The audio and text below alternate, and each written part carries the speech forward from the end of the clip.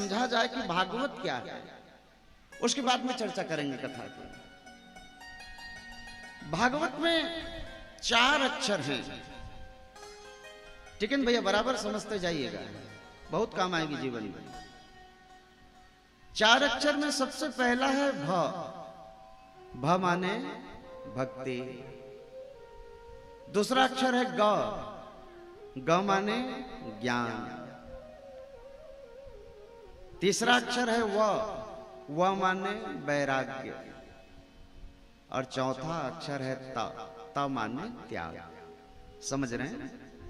अब एक एक अक्षर को समझने का प्रयास करेंगे। भ माने तो हो गई भक्ति। तो अब जितने भी बैठे हैं, मैं अभी प्रश्न करूं आपको कि भक्ति क्या है? आरती दिखाना भक्ति है? फूलों की माला चढ़ा देना भक्ति है? ना ना, भाव भक्ति प्रकाश्यते। जो हृदय में भाव भक्ति को प्रकाशित करे। भक्ति का एक अर्थ हमारे गुरुदेव सरकार करते हैं, जैसे हम कहते हैं कि ये पत्नी मेरी, ये बेटी मेरी, ये बेटा मेरा, ये बंगला मेरा। वैसे ही जैसे संसार को आप अपना मान रहे हैं, वैसे ही आपके मन में ये कह दे कि ये गोविंद मेरा, तो समझ लीजिए भक्ति प्रवेश हो गई आपके शरीर में। दुनिया को हम अपना मानते हैं, लेकिन इसे कभी अपना मानने का मन नहीं करता है। और वही आपका मन लग जाए इसके चरणों पर, इसीलिए आज ये कथा आई है चल करके। भक्ति का मतलब प्रसाद चढ़ा देना, अगरबत्ती दिखा देना, आरती दिखा देना नहीं होता। भक्ति का मतलब है संबंध। ये मेरा है, मैं इसका हूं। यही संबंध भगवान से जुड़ जाए जिस दिन, तो समझ लेना आप भक्ति में प्रवेश कर रहे हैं। समझ रहे हैं? दूसरी शब्द सुनिए। दूसरा है ग। ग माने ज्ञान। तो ज्ञान हम किसे कहेंगे? जो मान लो किसी सब्जेक्ट पर पीएचडी कर चुका है वो ज्ञानी है? ना ना, वो पढ़ा लिखा हो सकता है लेकिन ज्ञानी नहीं हो सकता। हमारे पूज्य गुरुदेव भगवान कहते हैं, बेटा ज्ञानी वो है जिसके जीवन में ना टिकन भैया 3 चीज की खोज समाप्त हो चुकी हो। ये 3 चीजों को जिसने जान लिया है वो दुनिया का सबसे बड़ा ज्ञानी है। ये 3 चीज है क्या? पहला, मैं कौन हूं। इसको पहले समझिए। अभी आप जितने बैठे टिकन भैया, मैं आपको पूछूं कि आप कौन हैं? आप यही कहेंगे कि गुरुजी मेरा नाम तो टिकेंद्र है। ये तो माता पिता ने आपके परिचय के लिए रखा है, संसार के लोगों को जानने के लिए। लेकिन तात्विक दृष्टि से आप झांकेंगे तो आप वो नहीं हैं। एक बात कहूं, मनुष्य की पूरी जीवन बीत जाती है यही समझने में कि मैं कौन हूं। समझ में नहीं आती भैया, समझाने वाला चाहिए। वो कौन समझाएगा? आपके जीवन में जो परम गुरुदेव भगवान आए हैं, शायद वो आपको समझा के चले जाएं कि आप कौन हैं। और जब तक कोई संत आपको ऐसा नहीं मिलेगा जो आपको आपका परिचय बता दे, तो महाराज आप अपने आप को नहीं समझ पाएंगे। ये समझना मुश्किल है कि मैं कौन हूं, मेरा परिचय क्या है।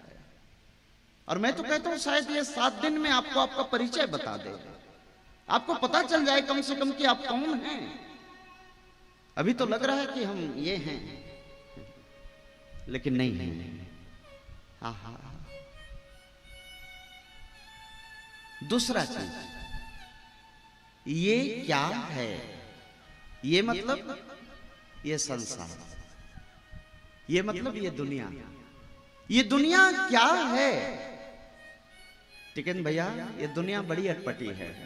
जैसा दिख रहा है वैसा नहीं है। कैसा है ये? बोले मोहन सा जग सो निहारा, और देखई सपन अनेक प्रकारा। जैसे कभी आप हम रात्रि में सोते हैं तो सपने में लगता है कि कोई शेर आकर के मेरे सिर को काट के खा गया, लेकिन जब जागते हैं, जब हाथ सिर पर जाती है तो लगता है कि नहीं, मेरा सिर तो है धड़ में। जो सपना देख रहे हैं वो वास्तविक नहीं है, वास्तविक तो जब जागे हैं तब है। उसी तरह से मेरी माँ, ये जगत जैसा दिख रहा है वैसा नहीं है। जिस दिन जागेंगे तो आपकी वास्तविकता का पता चलेगा। जैसे मनुष्य सपने से बाहर निकलता है तो वास्तविकता समझ में आती है कि नहीं, ये सपना देख रहा था, ये तो केवल झूठ है। आहा। और तीसरी बातें हैं जानने की, वो कौन है? वो मतलब ये मेरा परमात्मा कैसा है, इसका स्वरूप क्या है? इन्हीं तीनों चीजों की खोज जिस व्यक्ति की जीवन में समाप्त हो गई है वो दुनिया का सबसे बड़ा ज्ञानी है। तो क्या आप और हम जितने लोग बैठे हैं, ये तीनों चीज की खोज समाप्त हो गई है आपके जीवन की? ये तीनों चीजों को जानते हैं आप? अगर जान रहे हैं तो वास्तविक में ज्ञानी हैं, और अगर नहीं समझ में आई तो माफ करिएगा, अभी ज्ञानी नहीं है। आहा। ये भगवान की जो कथा चल रही है प्यारे, ये साधारण नहीं है। हाँ, धीरे धीरे बेटा, धीरे।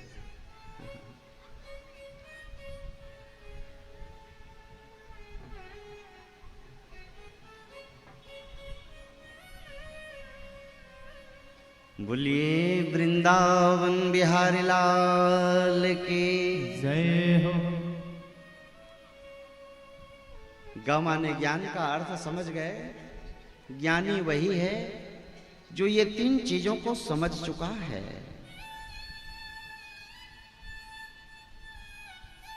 वह माने वैराग्य।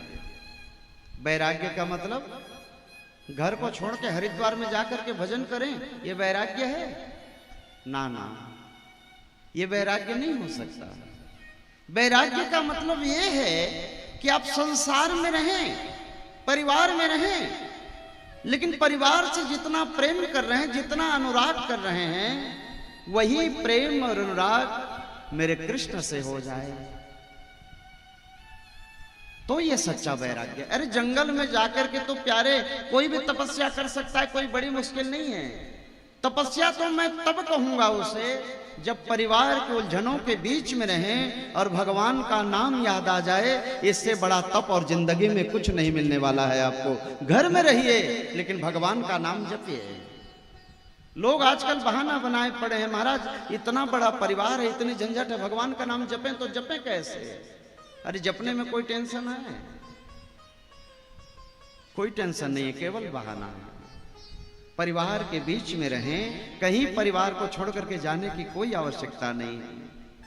और तब माने हैं त्याग। त्याग का मतलब समझते हैं? त्याग करना है प्यारे तो संसार का त्याग मत करिए। संसार में आए हैं, छोड़ करके कहां जाएंगे? मान लो घर को छोड़ करके चले गए और वही संसार यदि बस गया तो जहां गए हैं। और हुआ कई संतों के जीवन में। त्याग का मतलब यह है जो हमारे जीवन के दुर्गुण बने हुए हैं जीवन में, उसे त्यागा जाए। किसी ने कहा गुरुजी वो दुर्गुण क्या हैं? तो सुनिए। एक व्यक्ति गुरुदेव भगवान के पास में आए हैं, कहते हैं गुरुजी भगवान का दर्शन करना है। क्या लगता है भैया कलयुग में दर्शन संभव है? मां कह रही है नहीं है, लेकिन मैं कहता हूं मां है। आप चाहें तो मैं 7 दिनों में बैठे बैठे दर्शन करा दूं यहां आपको। हाँ, कोई बड़ी बात थोड़ी है भैया, दर्शन हो जाएगा। किसी बच्चे ने कहा गुरुजी मुझे भगवान से मिलना है, दर्शन करना है। गुरुदेव भगवान ने कहा अवश्य करा देंगे, कोई बड़ी बात नहीं है। आहा। शिष्य ने कहा क्या करना पड़ेगा? गुरुदेव ने कहा कुछ करना नहीं पड़ेगा, मेरे साथ में चलिए। बोले कहां? बोले वो सामने पहाड़ी दिख रही है, आप वहां मेरे साथ में चलिए। लेकिन बेटा वो कोने में एक झोला रखा हुआ है, उस थैले को आप पकड़ लीजिए। चेले ने जाकर के वो थैला उठाया 15-20 किलो का वजन रहा होगा भैया। अब कितने देर तक हाथ में रखता तो कंधा में उठा लिया। कहते हैं गुरुदेव चलें, बोले चलिए। अब जाते जाते बोझा को उठा करके चल रहा है तो पसीने से लथपथ हो रहा है। गुरुजी और कितनी दूर? बोले बस वो पहाड़ी दिख रही है बेटा, और जैसे ही पहाड़ी पर चढ़ेंगे भगवान का दर्शन होगा तुझे। और जैसे ही पहाड़ी के किनारे पहुंचे, कहते हैं बेटा थोड़ा रेस्ट कर लो, थोड़ा आराम कर लो, थक गए हो। उसके बाद में जाके भगवान से मिलेंगे। आहा, शिष्य ने कहा गुरुजी इतना भारी लाद रखे हैं मेरे कंधे पर, क्या है इसमें? गुरुजी ने कहा तू ही खोल करके देख ले। शिष्य ने वो झोला खोल करके देखा प्यारे, तो इतना बड़ा बड़ा ईंट और पत्थर भरे हैं। शिष्य ने कहा गुरुजी ये कोई काम के हैं? गुरुजी कहते हैं मेरे विचार से तो नहीं है। तो बोले इसे लाद करके क्यों चल रहे हैं? गुरुदेव भगवान ने बड़ी सुंदर संकेत की, यदि भगवान को पाना है तो जीवन में जो बिना मतलब की चीजों को लाद करके चल रहे हैं उसे त्यागने का प्रयास किया जाए। क्या है बिना मतलब का चीज? मान लो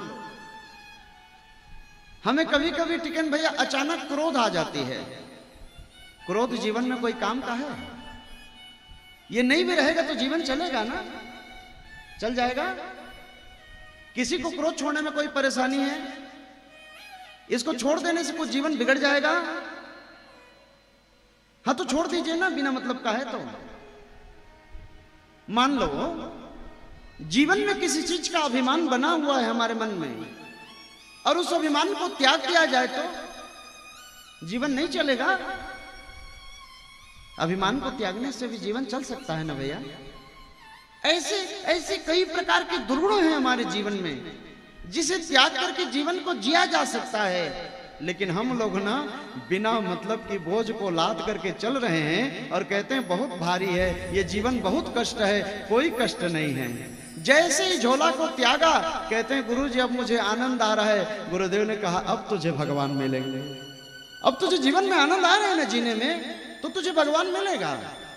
लेकिन बिना मतलब के व्यर्थ की चीजों को लादे पड़े हैं, कैसे आनंद आएगा? हो कभी आनंद आने वाला नहीं है। अगर त्यागना है मेरी मां, तो जीवन के ऐसे दुर्गुणों को त्यागा जाए। और मनुष्य त्याग सकता है, वो जानबूझ करके छोड़ना नहीं चाहता, वो त्याग सकता है क्योंकि मनुष्य है वो। हाँ हाँ, त्याग हो तो ऐसे दुर्व्यसनों का त्याग हो जाए।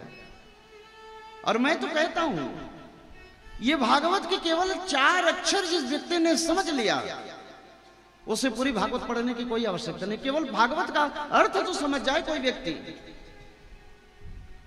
और ये जिसने समझ लिया प्यारे, ये चारों चीजों की प्राप्ति जिसको हो गई है, उसको भगवान मिलेंगे इसी कली काल में। इसकी तो 100% गारंटी है। बस जरूरत है तो इन चारों चीजों को समझने की। चारों चीजों को समझिए।